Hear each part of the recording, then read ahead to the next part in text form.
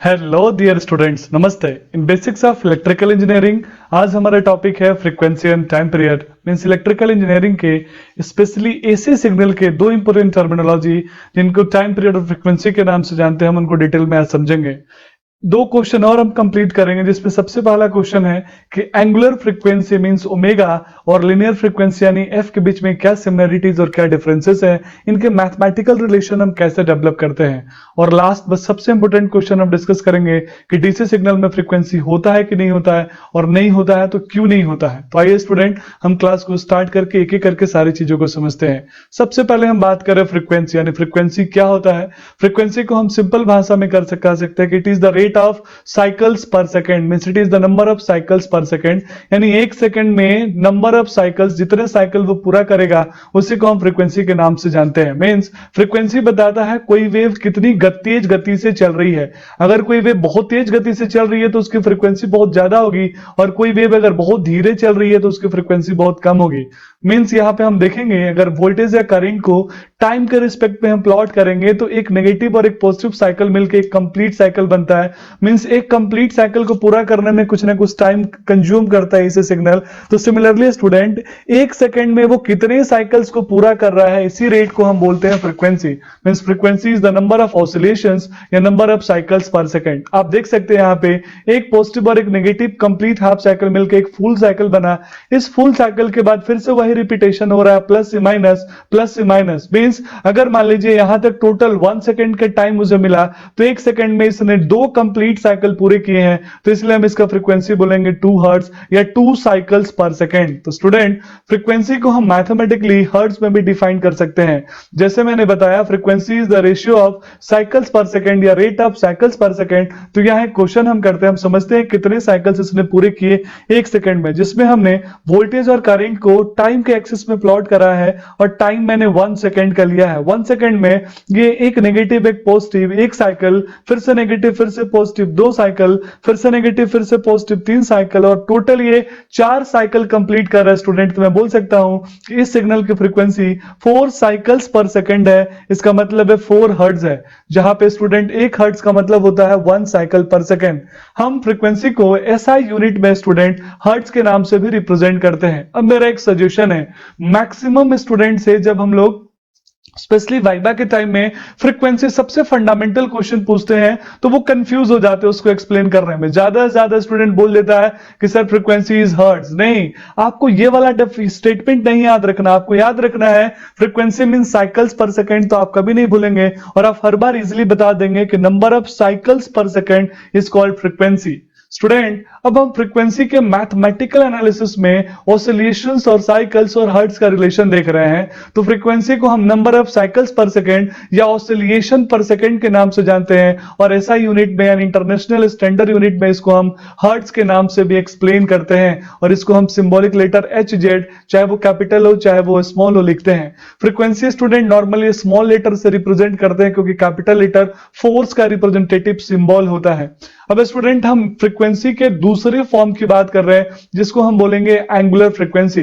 Means frequency student दो तरह की होती है। पहली फ्रीक्वेंसी जिसको हम एफ के नाम से रिप्रेजेंट कर रहे हैं, that is called linear frequency, जो कि लीनियर प्रोपोगेशन कर रही है यानी ऑसिलेशन कर रही है।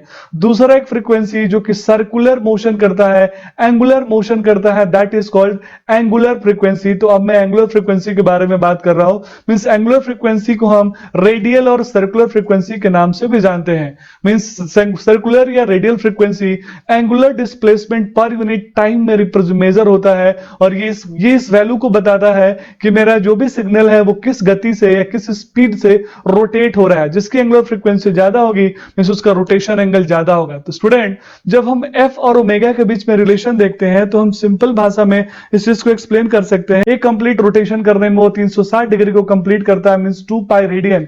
इसीलिए जब हम एंगुलर फ्रीक्वेंसी और लीनियर फ्रीक्वेंसी का रिलेशन की बात करते हैं तो एक लीनियर फ्रीक्वेंसी यानी जहां पे एक पॉजिटिव और नेगेटिव साइकिल होगा, 0 से पाई, पाई से 2 पाई, तो 2 पाई में अपना कंप्लीट साइकिल करता है। इसीलिए हम omega equal to 2 pi into F भी लिखते हैं। स्टूडेंट, एक कंप्लीट सर्कल में 360 डिग्री का एंगल होता है, जिसको हम 2 पाई के नाम से भी जानते हैं। अब यहां हम समझ रहे हैं टाइम पीरियड के बारे में कि व्हाट इज टाइम पीरियड, यानी टाइम पीरियड क्या होता है। नाम से समझ में आ रहा है, एक पीरियड एक टाइम जो कि किसी पीरियोडिक सिग्नल के पीरियड को कंप्लीट करने में लगता है, means it is a time taken by the waveform to complete one full cycle of periodic signal. Means एक पॉजिटिव और नेगेटिव साइकिल, हाफ साइकिल मिलने से कंप्लीट साइकिल बनता है, और इस कंप्लीट साइकिल को पूरा करने में जो टाइम लगता है उसी को हम टाइम पीरियड के नाम से रिप्रेजेंट करते हैं। या हम टाइम पीरियड को ऐसे भी समझ सकते हैं कि जैसे एक पॉजिटिव और एक नेगेटिव साइकिल को पूरा करने में जो टाइम कंज्यूम किया वही टाइम पीरियड है। और ये नॉर्मली पीरियोडिक सिग्नल में हम जनरली टाइम पीरियड की बात करते हैं। अगर नॉन पीरियोडिक टाइप का सिग्नल है तो वहां टाइम पीरियड हम डिफाइंड नहीं कर सकते स्टूडेंट। अब हम स्टूडेंट टाइम पीरियड और फ्रीक्वेंसी के बीच के रिलेशन की बात करते हैं कि टाइम पीरियड और फ्रीक्वेंसी के बीच में क्या रिलेशन होता है। तो time period means time to complete one cycle, और जहां पे फ्रीक्वेंसी को हम बोलते हैं number of cycles per second, यानी एक सेकंड में कितना साइकिल उसने कंप्लीट किया। तो time period is equal to 1 upon frequency, या frequency is equal to 1 upon time period. दोनों एक दूसरे के इनवर्सली प्रोपोर्शनल रिलेशन में रहते हैं, इसलिए हम टी को लिखते हैं 1 अपॉन एफ, जहां पे 1 अपॉन एफ को हम बोल सकते हैं it is called time period, or which is called second. F is called cycles per second, means frequency, means linear frequency. Student next हम बात कर रहे हैं relationship between omega T and F, यानी एंगुलर फ्रीक्वेंसी, लिनियर फ्रीक्वेंसी और time period के बीच में क्या मैथमेटिकल रिलेशन होता है। तो ओमेगा इक्वल टू स्टूडेंट होता है 2 pi F. Omega equal to 2 pi F, ध्यान से समझिएगा, जहां पे 2 पाई है रेडियन, मींस रेडियन में है, और एफ है साइकिल्स पर सेकंड में, और एफ इक्वल टू होता है 1 अपॉन टाइम पीरियड। तो इसी इक्वेशन को हम लिख सकते हैं omega equal to 2 pi F और equal to 2 pi upon T, जहां पे टी है टाइम पीरियड। स्टूडेंट ओमेगा को हम रेडियन पर सेकेंड से भी रिप्रेजेंट करते हैं, जहां पे एंगुलर फ्रीक्वेंसी को हम रेडियन जनरली यूज करते हैं, यानी एंगुलर फ्रीक्वेंसी को हम रेडियंस पर सेकेंड की यूनिट में रिप्रेजेंट करते हैं। अब स्टूडेंट नेक्स्ट क्वेश्चन है, क्या डीसी सिग्नल में फ्रीक्वेंसी होता है, और होता है तो कितना होता है। तो सबसे पहले आप डीसी और एसी के बीच में डिफरेंस देखिए। जिसने भी इस वीडियो को मिस करा, आप लेक्चर नंबर 4 देखिए, 4 या 5, जहां पे मैंने डीसी और एसी सिग्नल के बारे में डिटेल में बताया है। यहां मैं ब्रीफ करूं स्टूडेंट, डीसी सिग्नल वो होता है जिसमें magnitude with respect to time constant होता है, जिसमें कोई ऑल्टरनेशन नहीं होता, जिसमें कोई अप एंड डाउन या पॉजिटिव या नेगेटिव साइकिल्स नहीं होते। जबकि एसी सिग्नल में पॉजिटिव और नेगेटिव साइकिल्स होते हैं, अप एंड डाउन्स होते हैं, इसलिए यहां पे टाइम पीरियड होता है। और जब टाइम पीरियड होता है, ये फाइनाइट टाइम पीरियड होता है, चाहे वो 1 सेकंड हो, चाहे वो 0.1 सेकंड हो, चाहे वो 1 मिनट हो। मींस जब फाइनाइट मेजरेबल टाइम पीरियड होगा तो स्वाभाविक फ्रीक्वेंसी होगी। इसी डीसी सिग्नल, इसलिए डीसी सिग्नल में स्टूडेंट फ्रीक्वेंसी अवेलेबल होता है। लेकिन जब हम स्टूडेंट एसी सिग्नल में स्टूडेंट फ्रीक्वेंसी अवेलेबल होता है। जब हम डीसी सिग्नल की बात करेंगे, मींस डीसी सिग्नल वो सिग्नल होता है जिसमें magnitude with respect to time constant होगा, कोई ऑल्टरनेशन नहीं होगा, मींस इसकी टाइम पीरियड डिफाइंड नहीं है, इसका टाइम पीरियड इनफाइनाइट होता होगा। इनफाइनाइट टाइम पीरियड होने की वजह से student frequency equal to 1 upon time period, means 1 upon infinity equal to 0 hertz. Means हम बोल सकते हैं डीसी सिग्नल फ्रीक्वेंसी इंडिपेंडेंट होता है, उसमें फ्रीक्वेंसी को हम डिफाइंड नहीं कर पाते क्योंकि वो पीरियोडिक नेचर का नहीं होता और उसकी टाइम पीरियड इनफाइनाइट होती है। तो इस तरीके से स्टूडेंट हमने टोटल 4 से 5 इंपॉर्टेंट क्वेश्चंस को आज हमने कवर कर लिए हैं।